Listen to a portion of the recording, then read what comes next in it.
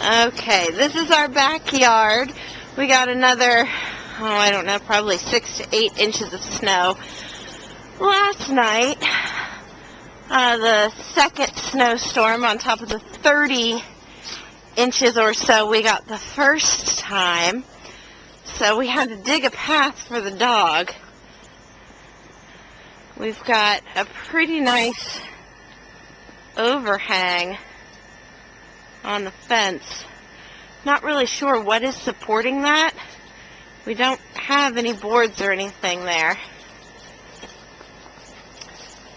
The dog is loving the snow. She's furiously digging herself tunnels.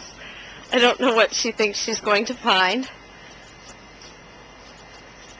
What are you after, Margot? What are you after? To give you some idea of how high the snow is, that is our grill underneath. And then here is the untouched snow on top of the roof of our shed. We also have some pretty amazing icicles, if I can get up high enough. There we go.